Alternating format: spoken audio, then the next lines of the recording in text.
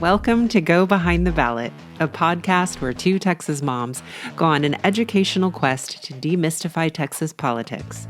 Join me, Nicole Abshire, and my co-host Claire Campos O'Neill as we deep dive into the most burning issues, hear stories from candidates, and offer hope in these challenging political times. Let's saddle up and go behind the ballot.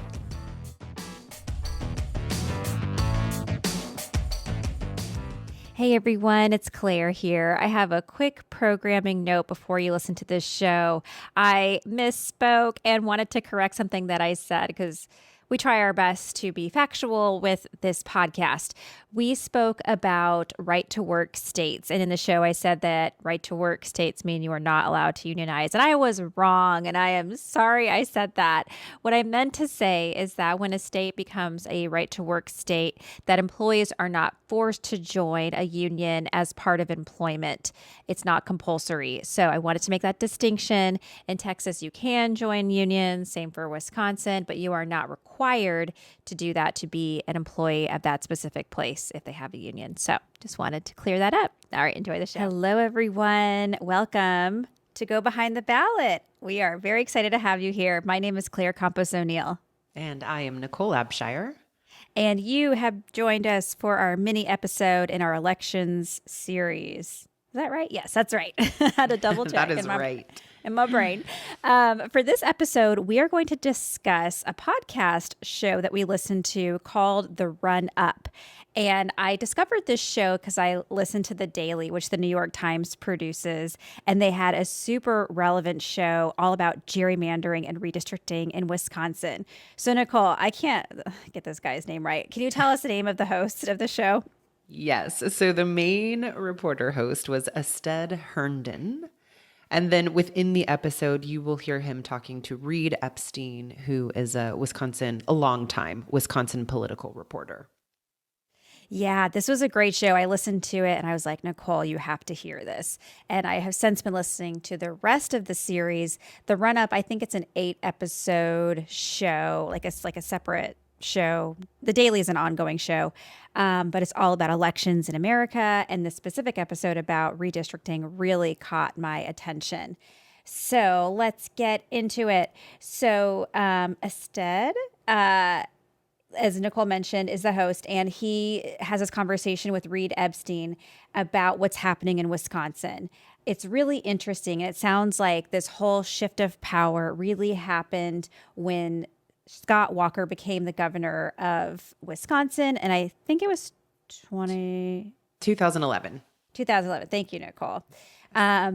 He won as the Republican candidate, and a big thing that was being discussed at the Capitol was this item called Act 10, and it was all about stripping away collective bargaining rights. So something I've heard a lot about recently as I've gotten more involved in politics is what was it called? Collective bargaining power, right to work states. That's what it is. Some states they consider themselves right to work state, which is a very weird phrase because it basically means you do not have the right to unionize. You're not allowed to unionize. Texas is a right to work state. Wisconsin is now a right to work state. But a lot of folks who are pro-union and all the benefits that come with being able to unionize were very upset that Wisconsin was seriously considering taking away that power from workers.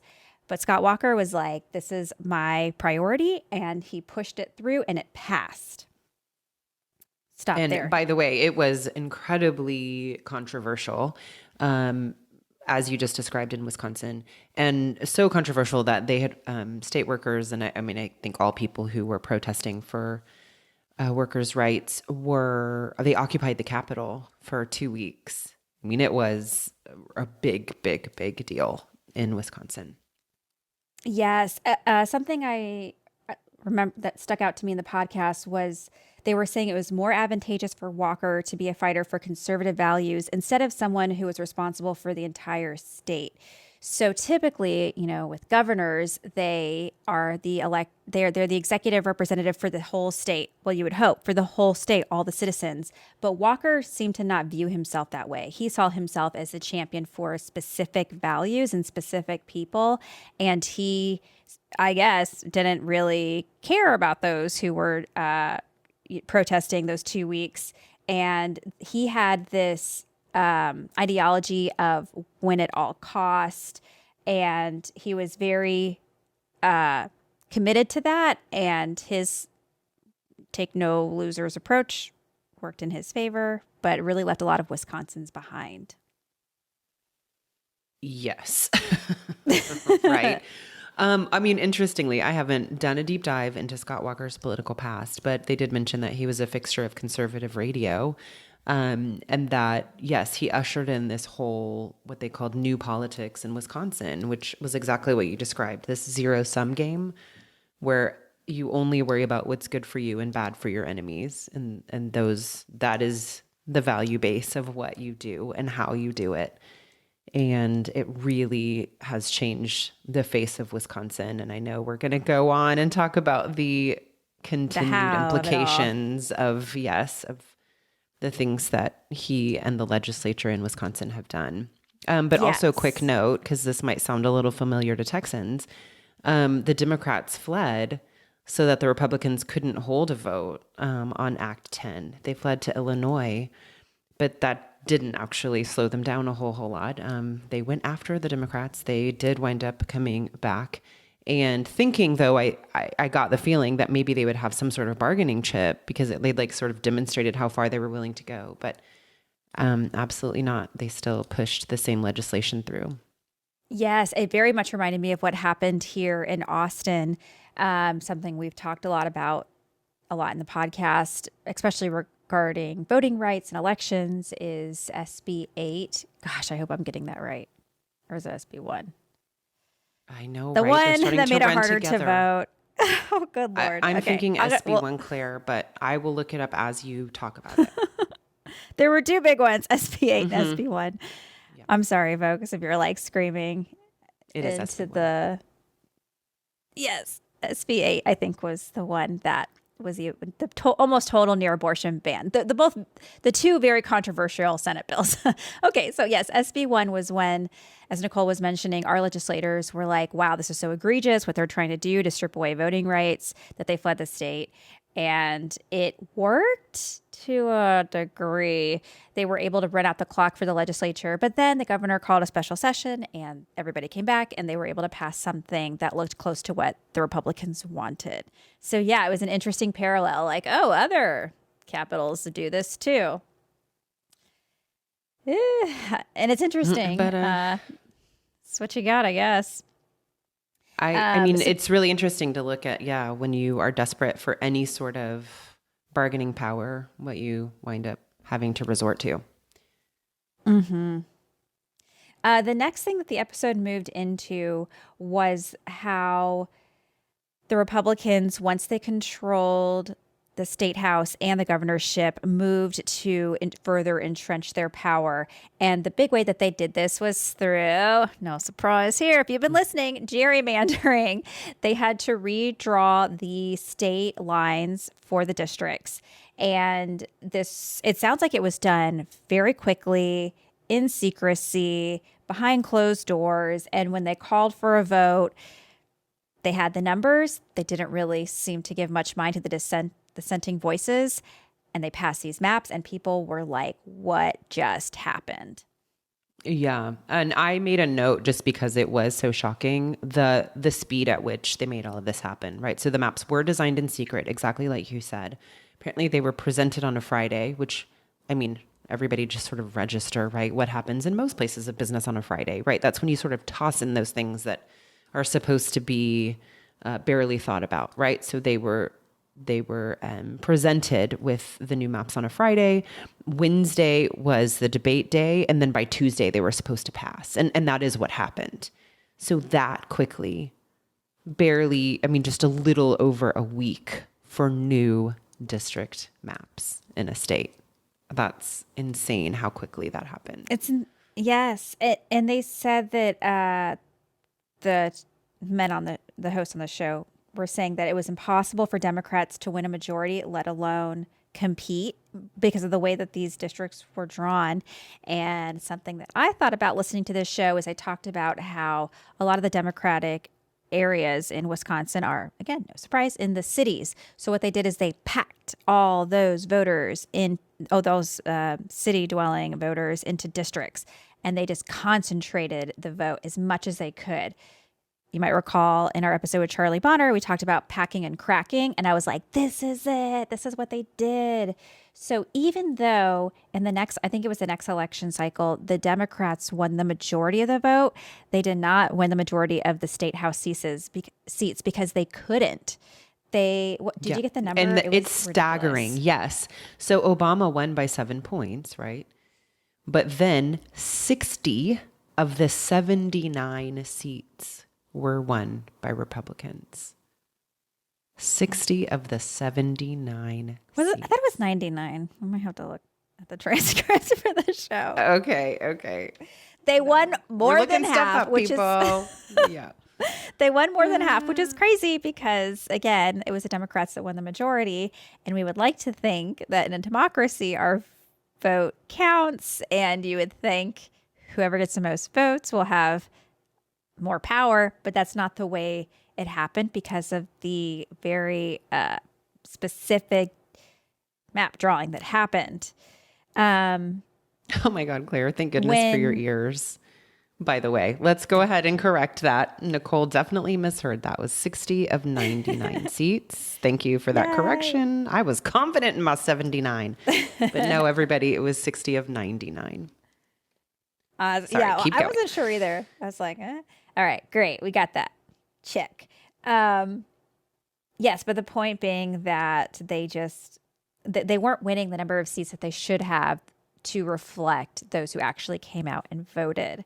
And what the Republicans said when challenged, like, how can you do this? How can you gerrymander this way? They were like, well, if the Democrats just appealed more to rural voters, they would get more seats.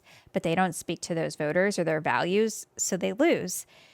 And it was interesting because they weren't blaming the maps as the problem. It's the platform that's the problem.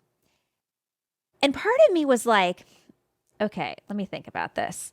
I don't think that's true. Well, I think there's probably a tiny nugget of truth in that. Thinking about our conversation with Claire and Stephanie from Blue Horizon, I wondered to myself, did they have Democrats running in these rural areas? Did they even give a fighting chance to win some of these votes back? Were they speaking to these voters? So there maybe, I don't know if the platform wasn't right. Maybe the communication wasn't happening, but it did make me pause and think. I mean, I don't believe blaming, just dismissing these maps was like, oh yeah, of course. But I did pause and wonder what the landscape was of the ballots out there. Did you think about that, Nicole? I mean, I did. I think it's a really clever misdirection. I guess that's my thought about it. Because here's the thing. I mean, I know in conversations we've had lately, I really have been, of course, considering. It's so interesting to me when people play a strategy game versus a platform game, right? Like, if you can't sort of win over your constituency by creating a platform that is responsive to them, and then when you see people switch tactics and then just change their strategy so that they can sort of win no matter what, I think that says a lot. And so it's like, it's interesting to me that they made a map in secret. They gave barely any time to debate it. They were clearly had a very quick plan to push it through. And then now talk about how Democrats just can't appeal to rural voters. And I would say that feels disingenuous, right? Because they created a whole process shrouded in secrecy and rushing. And to me, that just doesn't speak to people who are actually concerned with their constituency and their voters. It feels to me as if they're playing a strategy game. But again, sure, yes, absolutely, representatives should be responsive to their constituency. I just feel like that is completely insincere. because of the other tactics. Yeah, that I they agree that it's demonstrated. insincere. Yeah, but I think there's always it's the things that have like a little nugget of truth where you're like, oh, maybe. And of course, I like to give Exactly. It's people the benefit of super the doubt, so convenient I and have to clever. stop and think. Yes, and the thing that we have It's to tough, remember right? and It's remind not people wrong. of, What they're saying isn't wrong. yeah, yeah. Well, and then the truth of the matter is, who is voting in the primaries? Like, as we've come to learn, so much decision making happens at the primary level. And that is not the turnout you see in not general elections. Why am I midterm, presidential? There's perhaps a word for not primaries. Anyway, very, very few people show up for primaries. And that's where we're starting to get more and more extreme candidates. And when you go vote in November and you're looking at the ballot, you don't see Republican, super duper extreme. You just see Republican. And you probably assume, oh, whatever. Like, this is more of what I've aligned myself with in the past. So I'm going to check that box, not knowing that they could be doing things you do not agree with. But that takes so much more, education. And it's hard to keep up with all this stuff. So we don't blame those folks necessarily. Oh, absolutely not. This is such an insider's game that they're playing. It's so strategic and tricky and requires such a level of back knowledge about how all of this works that, yeah, I mean, for the average voter, for me, if I lived in Wisconsin, I mean, I would imagine trying to understand the ins and outs of how all this happened. My goodness gracious, it's complex. It sure is. So then after Scott Walker won, there was this move, I think, to create the National Democratic Redistricting Committee. Do you remember this part, Nicole? I do. And this is where I think it was 2017. Obama. Yeah, Obama and I want to say Eric Holder. They got together, and I'm sure some other people, and were like, we have to help these other states that are becoming much, much less competitive, not because people aren't voting, but because they're changing the rules of the game, basically. And a lot of money was poured into the governor's race when Scott Walker was he was up when Scott Walker was running against Tony Evers. Got it. So Tony Evers was the Democratic candidate, and he did end up winning that race. Oh, but here's the crazy part. So Tony Evers wins in November, and he's not sworn in until January. Well, between November and January, the conservative Republican legislature, I hope that they're called a legislature. We're using that word. Well, it's the assembly. The assembly, thank you. They convene. And they decide that they are going to strip away a lot of the powers that the governor has, a lot of appointment powers and purse string powers, and they're going to pass them off to the assembly, to themselves. So when Evers is actually sworn in, he basically only is left with veto power. And I heard that and I was like, oh, whoa, another move, another unfair move. My jaw dropped when I listened to it. I feel like I keep winding up in that space where I can barely find words because the trickery is so diabolical is the word that comes to mind. I'm trying not to be too inflammatory, but I mean, that is not something I would have ever prepared for, thought of. I did not honestly realize until listening to this episode how deep some of these strategic games can go. So yeah, stripped the governorship of most of its power so that when Tony Evers took office, yeah, he was what they didn't they call him a lame duck governor? Well, they may not have. But that's what he effectively was. Close enough. And Yeah, and the person who was behind this move was a man named Robin Vos. He is or was, not sure, the assembly speaker, and he was very much behind the Act 10 fight. And he had this philosophy of political power at all costs. He didn't really care about public opinion. He cared about winning the way he wanted to win. And the thing that made me feel crazy was like, y'all are public servants. You have to care about public opinion because you are responsible to the public. But the thing is, and they made a point of this in the podcast episode, that these assembly people like Robin Vos and Scott Walker were moving away from this idea of I'm a representative of Wisconsin into one of I'm a representative of my voters. And that was kind of it. That was it. Yeah. And I will say, just quick little side note, I looked up Robin Vos because I was actually trying to clarify what his position was. And I just kind of missed it in the podcast. And exactly as you said, he was the assembly speaker. But it had a current article about him. So he's in a little bit of hot water recently. They've had to submit some Freedom of Information Acts and sued him too for missing emails having to do with the 2020 election. So, yes, despite the fact that Biden won Wisconsin by a pretty large number. I can't remember the number of votes, and Nicole is not going to misspeak like she usually does. But despite the margin, which was significant, he apparently had been up to some things. So, yeah. Anyway, well, there you go. There's Robin Vos. Yeah, it's not surprising. Okay, I don't want to. Yeah, I guess it's not surprising that he would maybe do some not so ethical things when him and the folks who are working with him are allowed to pass policies in the dark. Transparency is no longer something that's necessary in the process.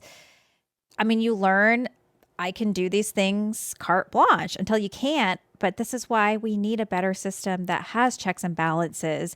And speaking of checks and balances, the podcast next moves into this. Well, they move into the midterm elections and how the argument to voters in Wisconsin now during this current cycle is vote for us or it could get worse. Like they kind of know, yeah, we're not going to take power back. Are you kidding me? We're just trying to hold back the floodgates. And that is not very compelling to some people because it's like, what? Like it's hard to imagine what worse is when you're just living your life. And we sort of touched on this in our previous shows, just this apathy that you feel. And it's so understandable when you do go out there and vote, you do get the majority, and you still don't get the power. And people are eventually going to be like, sounds like you're crying wolf. And I'm just like, tired. Like, I'm going to stay home. Stop running out the house. Yeah, well, what's really interesting is how these tactics for the types of politicians that we're talking about here, like I'll just specifically say a politician like Robin Vos, is that he sort of wins any way we look at this. In other words, like he wins in a strategic way. So he literally wins, but he also wins by creating this voter apathy that makes people feel disempowered and want to check out. And so then guys like Robin Vos get to just grab onto that power and hang on to it.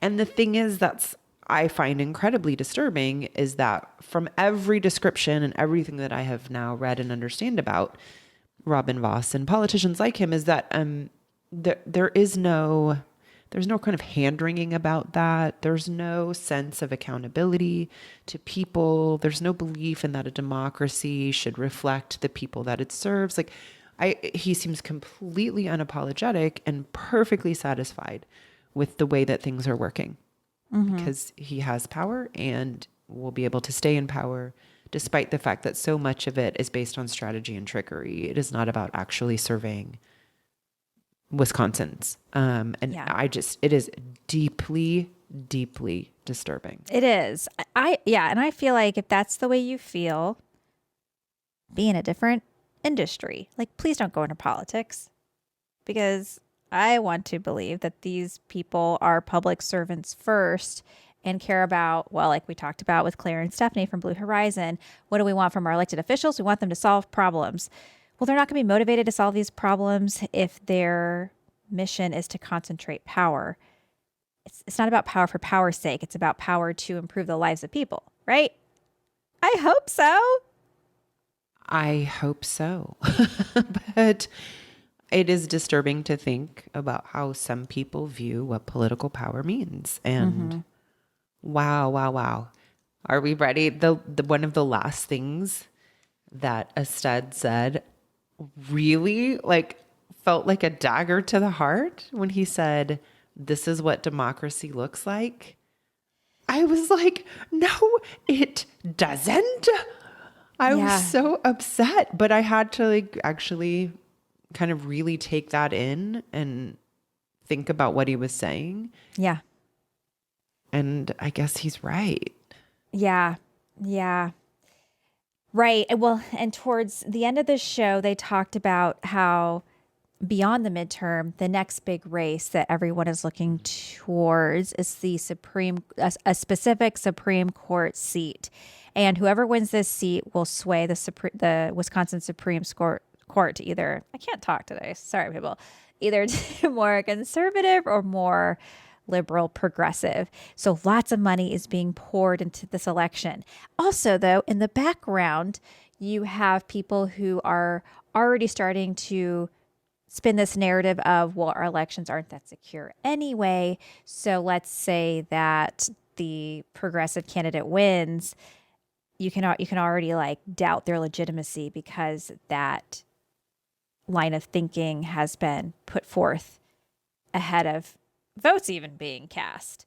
And they were also saying, let's say that Evers doesn't win the governorship, the next governor is very likely to do things that will make it harder to vote and make it easier for the justices that they want to take over that position. Well, because they were talking too, what could happen if a Republican governor is elected? Because right now in Wisconsin, they have a bipartisan state elections commission. Oh, yes. Which we don't even have. But yes, so that potentially they could change that. And so they concentrate more power so that then some of that, or not some of it, all of it gets put into an appointed position or a partisan one, but they could change that. So there are still ways that they can continue to amass power. Yes. And just to quickly point out, the person that Tony Evers is running against is Tim Michaels. That's the name of his challenger. And he has said out loud that they are intending to, work on getting rid of this bipartisan committee. So believe them, when they say that. These people are fast, strategic. They mean what they say. Yeah, absolutely. Absolutely believe them. Oh, something else we have to talk about is, this is just makes me so sad. So obviously the cities have to deal with more issues, right? Like crime. And the cities want to deal with that. Like Milwaukee, I think, is the biggest city in Wisconsin. And they're trying to come up with solutions to hire more police officers. Well, you need money for these things. So taxes fund the government. Okay. So they want to maybe raise sales tax or just find some mechanism to increase revenue. Well, in order to do these things, they have to ask permission of the assembly. And the assembly says, no, you can't do that. And then the assembly folks who are telling them no go and say there's all this crime in the cities and they're not taking care of their citizens, and then the folks in the cities are like, we're trying, but you won't give us permission. So it's this manufactured problem that can't get solved because of the assembly folks. And it's another just really depressing point for Wisconsin folks who are just solve our problems. Yeah. Please. I mean, right? Imagine you're a citizen of Milwaukee and you've watched crime increase around you and you're questioning, why in the world don't we have more police officers, or why don't we have solutions to this? But are you actually able to pay attention to or follow all the ins and outs of and how do we raise a sales tax that in orders, that helps us to raise our budget to be able to increase our law enforcement? And who is the person who has permission to do that? I mean, it is so complicated, and they are absolutely using those complexities to their advantage and create more problems, blame problems on the wrong people to completely capitalize on, problems that they are, if not creating, they're perpetuating and not allowing to be solved. It was mind-blowing and mind-boggling. Yeah. You have to really be paying attention to understand this like shadowy behind the scenes game that's being played. And it's just like so depressing as someone who believes in public institutions and that some things should not be privatized, but should be left to the public sector. But they have to be funded properly to function well. And the fact that they are just stuck with their hands tied behind their back and they can't do anything. And then they also get the blame for not doing anything. But they're like, I want to fix this. I can't believe it. But one of the last thoughts I had listening to this show, and who knows if this could happen, but here in Texas, we have a competitive governor's race. And I was thinking to myself, what if Beto actually did win? And then we have, Republican controlled legislature. What if they pulled the same stunt in Wisconsin and just got rid of all his powers? Because as we mentioned a lot when we talked about the different elected offices, the governor appoints a ton of folks for different government bodies in Texas. What if they were like, no more appointments and no more discretion over calling special sessions or whatever it is? And maybe our Texas Constitution prevents us, so I could be talking about things that couldn't come to pass. But if there was some game they could play, I bet they would. So, yeah, I will say that, of course, it was disturbing in its own sake, right? I feel for people who live in Wisconsin. But of course, then step two for my brain was, and what does this mean for Texas? And I definitely wondered about what shenanigans could take place if Beto is elected, then between November and January. But you know what I just remembered was that when we went to TribFest, I did attend a panel discussion with Dade Phelan. Or it wasn't a panel discussion, it was actually a one-on-one between Evan Smith.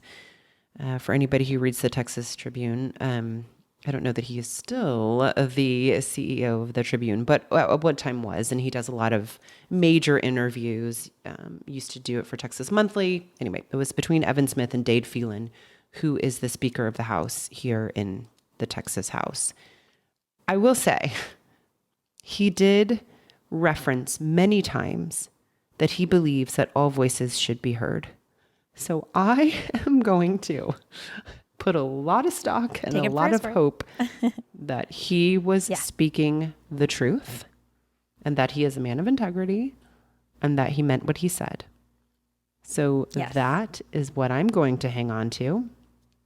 He also seemed incredibly knowledgeable. So that's good.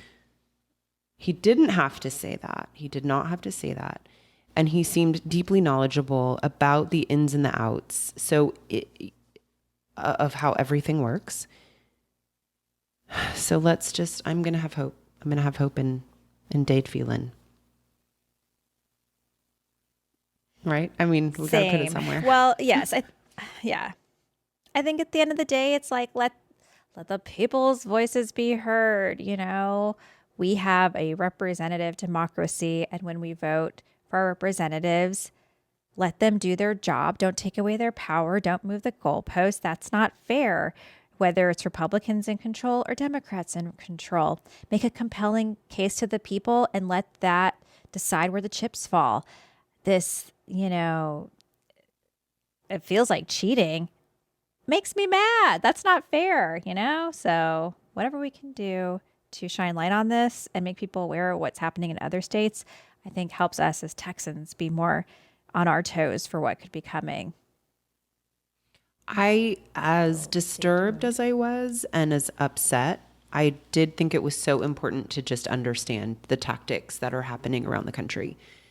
I needed, I think, to understand how things have worked in other places. So it was really informative. Yeah. Yes, it's super important because some of these Democratic elected officials seem very flat-footed when this stuff was happening. So you got to know what they can do and hopefully have an offense or a defense. It's sad that it has to be that way, right? You would think that they would work together. And that's, I think, the sad legacy of someone like Scott Walker is that he had no interest in building bridges and working across the aisle. And we see more and more of that now. But I believe at the end of the day, most Americans do want problems to get solved, do want elected officials to figure it out, go through that mess. Don't close your ears to someone who you don't like because that's not how this works. That's just not effective.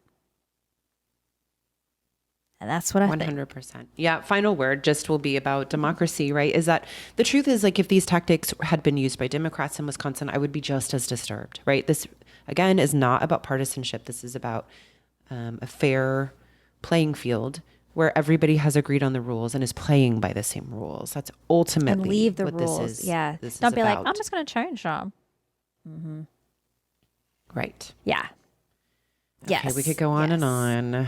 Thanks for listening, everybody. And we hope you listen to this episode because I think that you will find it interesting. You'll love it. And just the whole series is great, especially if you like what we're doing and you want to keep following that trail. Tune in to the run up. Thank you, everybody, for joining me, Nicole Abshire, and my co-host, Claire Campos O'Neill, on Go Behind the Ballot. Hopefully, we've demystified some little portion of Texas politics, and we hope that you'll do more with us. Check out our website at www.gobehindtheballot.com, where you'll find links to all of our social media, and you will find our community. Let's join together and do more. We hope you'll let us know what is working, and we hope you'll join us next week. Thanks, everybody, and have a good one.